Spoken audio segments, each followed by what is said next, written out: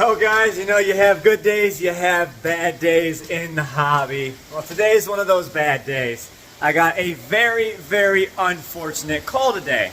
My dad calls me and says, buddy, you're not gonna like this. I'm like, what happened? He's like, well, you know that certain fish that you absolutely love? Well, he happened to pass away. So I'm like, all right, which one is it? And let me tell you, this one was gut-wrenching. I was so excited when we got this fish. Still so excited that we had the privilege to, you know, keep them and experience them with you guys. But, you know, I like to take you guys along with our journey and let you guys know that, you know, we share the good, the bad, and everything in between. Well, we're in here. Let's go ahead and take a look at the new intakes. We've got this green terror. I still have my jellycat in here, which I kind of forgot he was in there before I added the new fish, so he kind of just got put through a quarantining again. That's all right. Got this nice Midas in. Definitely some beautiful colors on him. We got all these African cichlids down here. I got rid of all the last ones, and these are new ones that just came in, so we'll end up keeping the orange peacocks. We'll get rid of all the imbunas like I've been saying.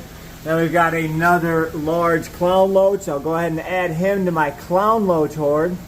Definitely like when that happens. He's definitely a big loach. One of my favorite community fish. Down here I've got another Midas, another red variant. He's an orange variant. Now we've got this pike cichlid in the back. That's a Venezuela pike. He's probably about 12 inches long. Haven't decided if I'm going to try him in with the red Atabapo pike or not. And of course, I got this smaller pike cichlid in here as well.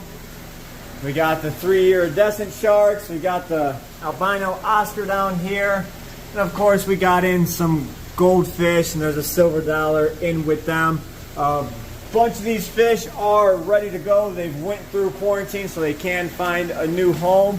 Got rid of most of the jaguar cichlids. I think I have 5 left, possibly 6. Then I've got some larger iridescent sharks in here, which I'm trying to find a good home for. It is just hard to try and find homes for some of these larger fish. But I know once these aquariums come, I'll be left with almost nothing. You guys know we take a lot of pride in our fish here that we have in our display tanks, because we love each and every one of them. You know, each one kind of has their own little story. Like I can tell you where I got each one. Well, most of them, not all of them. But you know, like I was saying, they all come with their own little stories. Like I can tell you where these iridescent sharks came from. You know, the arowana with scoliosis. We've got Schwarzenegger, the iridescent shark. He's got a super neat story. I'm sure you guys have all seen him on all the videos you watch. We got the barramundi in here. Well, one of the cooler stories we had was when we went, well, I didn't go. My dad went to California, and he rescued a bunch of monster fish from Mr. Vincent Wu. He became a great friend of ours. And he was wanting to travel the world and not have to worry about but his fish. So he called his friends over at Ohio Fish Rescue and wanted them to go to a great home. So he ended up making a couple trips there, picked up a bunch of rare monster fish. Well, fast forward some time, he calls us up and he's like, I have a few special fish I would love to send you guys for your display tanks. And we had these said fish for about 2 years, and finally something happened. My dad called, said that he just walked out and he was on the bottom of the tank. Well, if you guys see, there goes our albino alligator gar right there. He had come in with another short body xanthic alligator gar. And yeah, there was nothing wrong with him. When I pulled him out the tank, he looked like he was a happy, healthy, fat fish. All right, so this is the problem with the 4400. It is super hard to get fish out because the tank is so deep.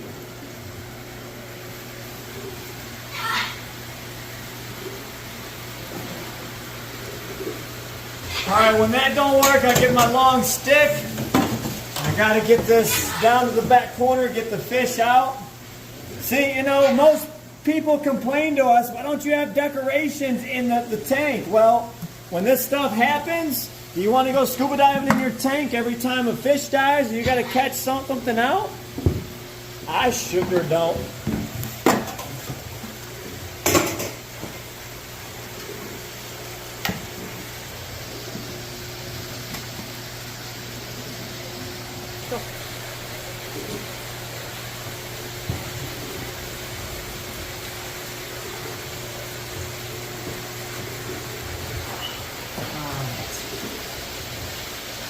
So this here was our boy. This was the xanthic short body alligator gar. You know, when he was first bought, he was paid like 10 grand for. We had him in our care for about 2 years. He ate yesterday. Today we walked out and he was gone.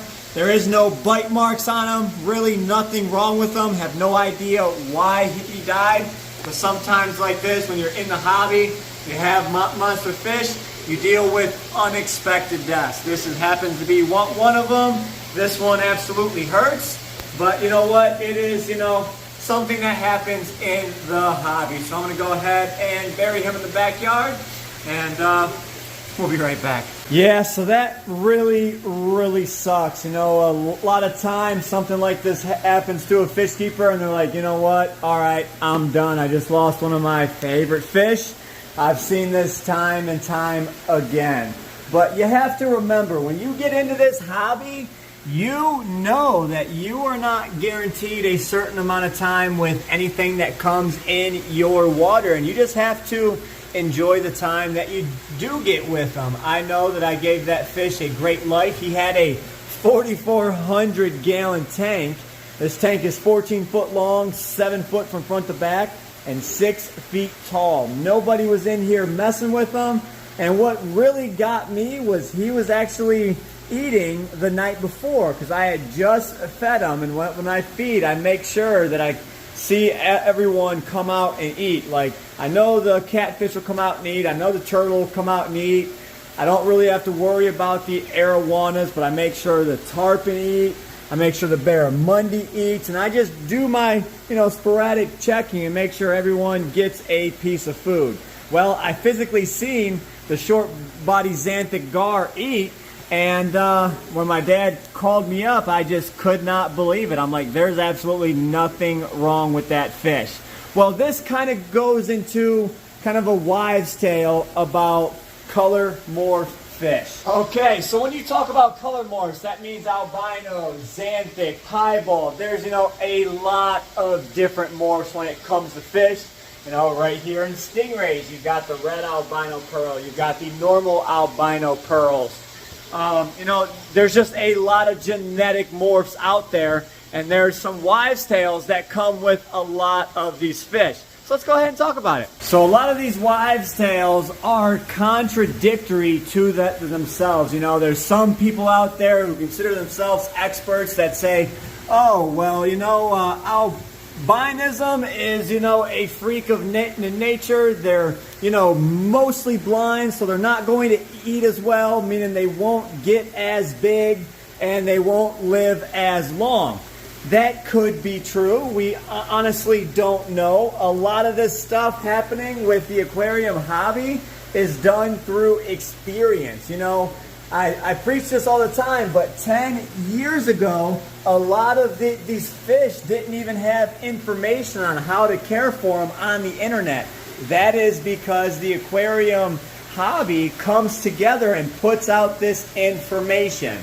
And, you know, a lot of people consider myself and my dad and everyone here experts. Well, really, we're not. All we're doing is sharing with you guys our years and decades of experience, which, you know, when it comes down to it, that might be what you consider an expert. I know a lot of stuff about my aquatic friends here, but I just want to go ahead and share that knowledge with you guys. You know, knowledge is wisdom pretty much. The more you know, the more you can prevent and be prepared for any situation. All right, so you might get some people that say, oh, because they're albinos, they get much, much bigger. And because they are in a doctored environment, meaning they are under human care, they have unlimited supply of feed, they have great water quality, no natural predators. So these fish can actually get gargantuan. Well, I've seen both ends of the spectrum. I've seen some albino color morph fish come in and they did not last very, very long. But I've also seen some albino and color morphs that are just absolutely massive. Like my boy Schwarzenegger here. He is the oldest iridescent shark that we have here, and I have seen. He is going to be the biggest iridescent shark once I finally pull him out the water and measure him. But I know I've had a 40-inch iridescent shark that we pulled out, that we rescued from Ted when we went to Seattle and rescued all them monster fish. Well, we pulled a 40-inch iridescent shark out when he died, and I know Schwarzenegger is bigger or heavier than that iridescent shark. So when he finally goes, I will be 100% ready to stick a tape on him and see exactly how long he is. I am not concerned with doing that right now because I frankly don't care. I don't want to stress out my big boy right here just to put a tape measure on him and prove a point. But like I said, we get both ends of the spectrum. This guy is way past his life expectancy and he is still thriving. I mean, I could come out tomorrow and, you know, he's gone.